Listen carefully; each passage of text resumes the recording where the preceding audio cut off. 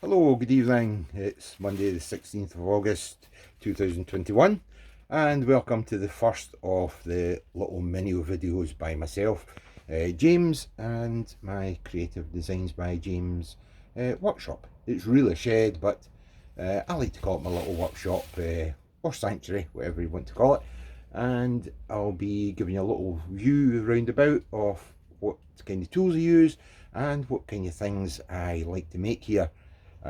Going forward, I like to involve yourselves, asking you what you'd like to see me maybe turn or make, or usually smaller types of things, but I'll give you an idea of those as we go along.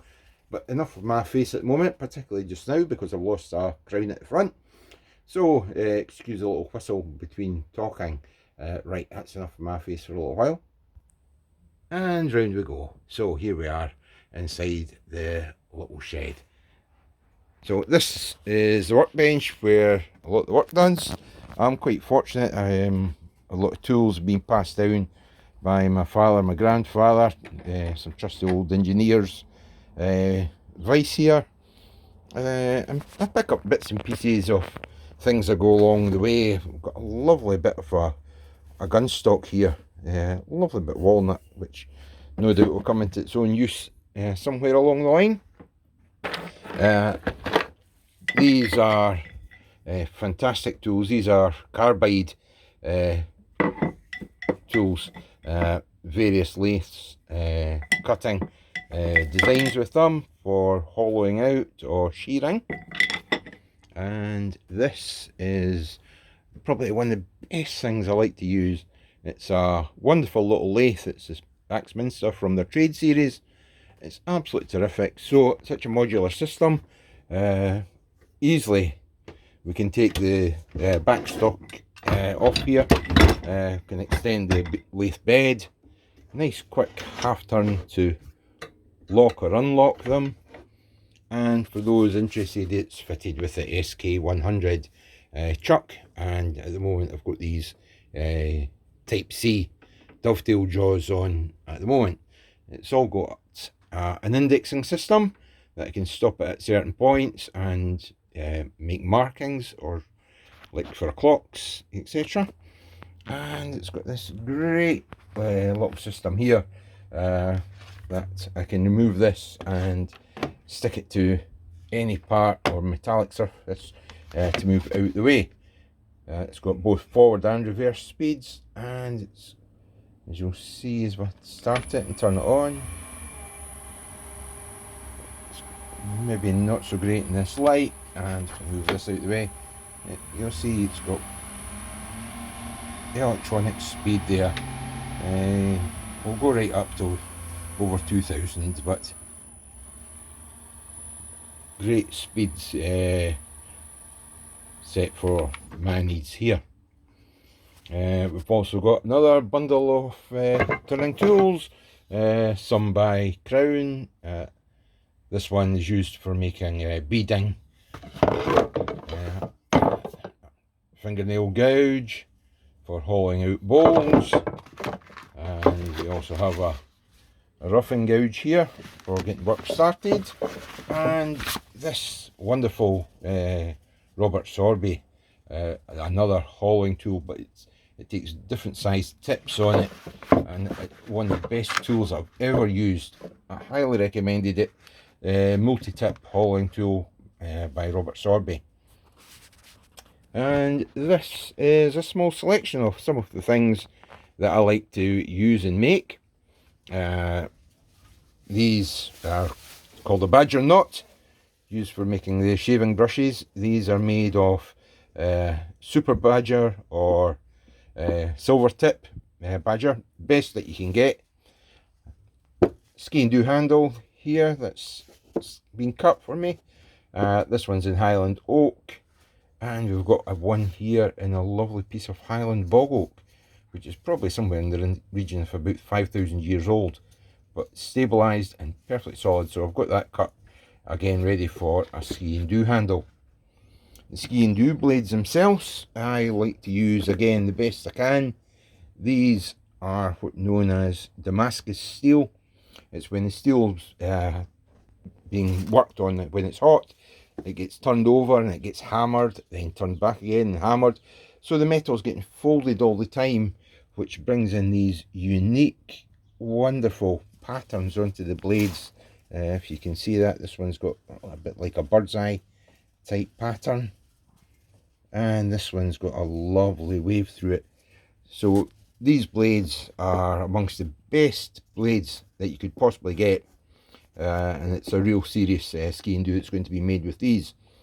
The sheath for the ski and doos are made from saddle leather, so you can see how thick those are.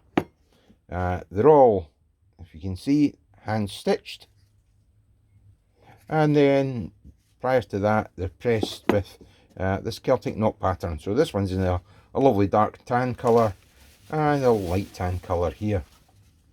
Fittings for ski and doos, I tend to use Edinburgh silver. So we have the plain type hairband, again fully hallmarked, or again we've got the Celtic knot pattern, just to be slightly different, and you can see again the Edinburgh hallmarks on this. One of my other most popular things are the Potpourri trinket boxes. I've got a few lids here, ready for when it's sat down again. A nice resin butterfly one here, which is lovely. Art Nouveau style heart, or entwined hearts. You see there's one here and a larger one here, quite romantic. And this one is lovely. This is a poppy, which is really nice, and what I'm thinking of doing with this is having it either painted enamel or have it enamelled if I can, to bring a bit colour in, maybe redden the poppies, not too much, but just to make, or maybe even one, just to make it stand out a little bit. And these two bits of timber here, they might look rather insignificant, which unfortunately to an anorak like me, they're not so. These are from the Burnham wood. Now the Burnham wood was made famous in Shakespeare's play. It comes from the Burnham wood up by Dunkeld, Perthshire way, and very occasionally a branch will fall, or the tree, for the safety of people round about or the sake of the tree itself, some timber's cut from it. So these bits of timber, the date on these, if I recall rightly, these are both dated to 1599, so absolutely wonderful age for a lovely bit of oak there, and you can see the figuring in it. So I'm sure that's going to turn out nicely. What I'm going to make with it, I'm not sure. Perhaps you can guide me on that. Could be a pen set, a fountain pen and a roller pen, or a pen and a magnifying glass, or a shaving razor. I don't know. Maybe over to you, and you can maybe tell me what you'd like to see.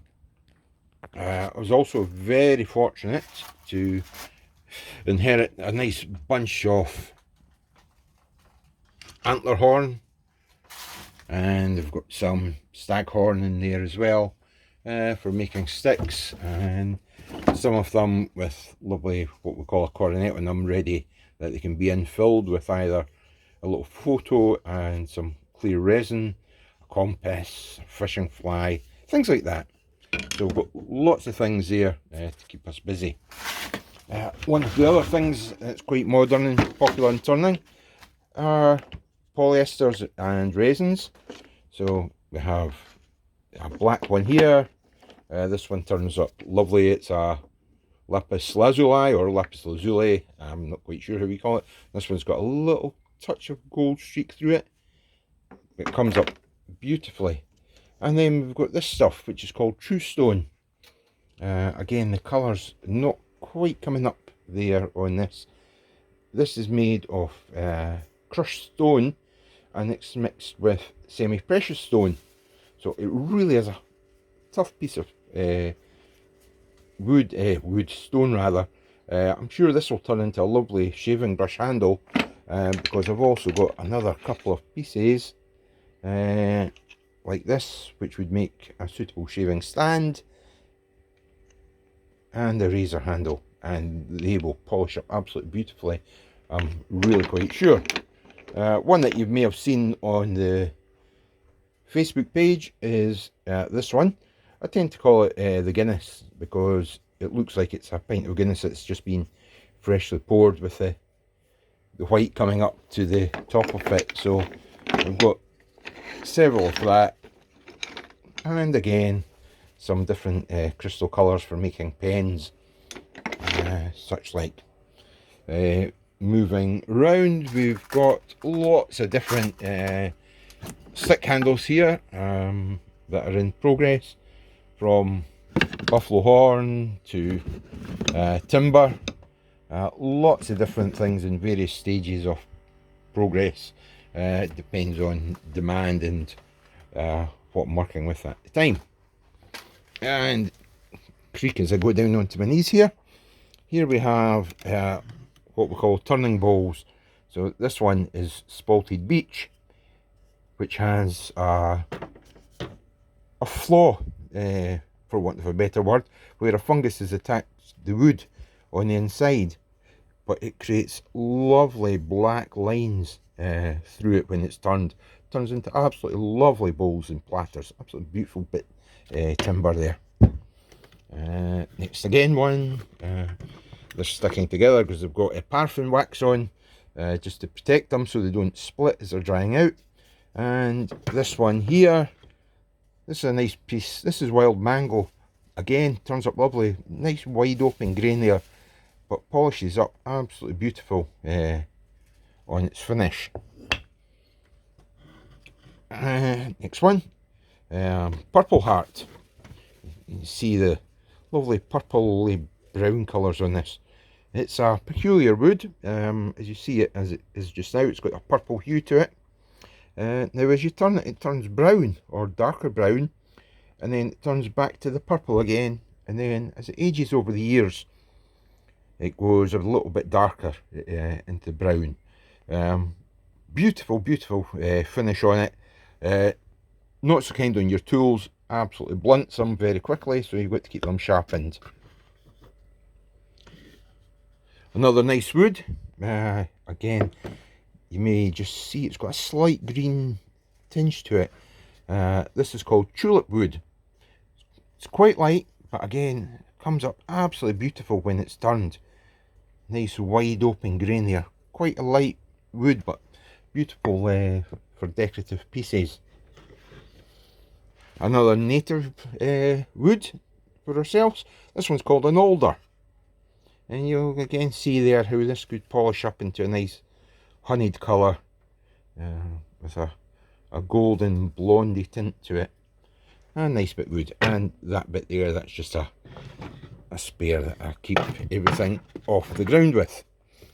So these are just some of the timbers that are available, although there are many, many more, which is great fun.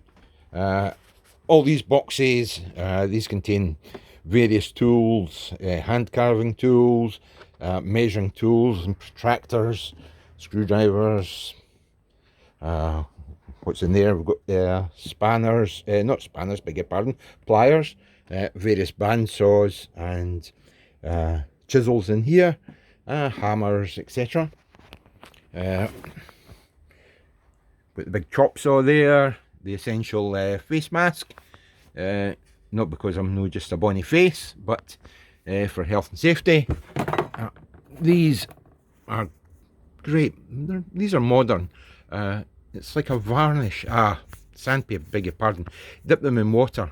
As you'll see, they're all different colours, which denotes the different grit level on them all. And as you work your way through the grit levels, the shinier the finish that you get on your product at the end, and then finish it off with a microcrystalline wax is great. This is something that I'm working on just now, almost there with it. This is a lovely piece of Scottish oak, which I've turned down. This is going to be a Scotch quaich. You may see the markings out there for the cuttings for the handle, and you see that lovely beautiful figuring in this wood, and we've got a little hole there at the bottom. this is going to be a commemorative piece for someday. So I'm just doing something a little bit more special to it. So we've got a limited edition coin here that says, "We'll take a cup of kindness yet for Auld Lang Syne." And that, whoops, a daisy, is going to be fitted just inside the hollow there, and then it'll all be polished over. And if you can visualize it with the handle cut out shape, that'll be a lovely gift for somebody. Unfortunately, this one's already spoken for. It is a commission piece, but it is going to finish it absolutely beautiful. I love the figuring on this piece of folk. The light, the dark, you know, the end knots there, absolutely beautiful. So yeah, looking forward to getting on with this. So just a little bit cutting out there, both sides, as you can see, and that will create the handles here either side, and then there may be a decorative silver band to go around here, which can be engraved at any time with the memory of a loved one, or it can be absolutely anything at all. So there we are. That's our first little look round the workshop tonight. And please do drop me a little message. Tell me what you'd like to see, and what I'll do is I'll get working on some stuff, some projects, and I can also be guided by yourselves as well. And I can make a little live video of the work in progress, or indeed, because it can be a slow process, do it in little snippets every now and again. So thanks very much for watching. I don't think there's anything more I can give you just now, other than to say enjoy the rest of your evening, and look forward to hearing from you soon. Bye bye.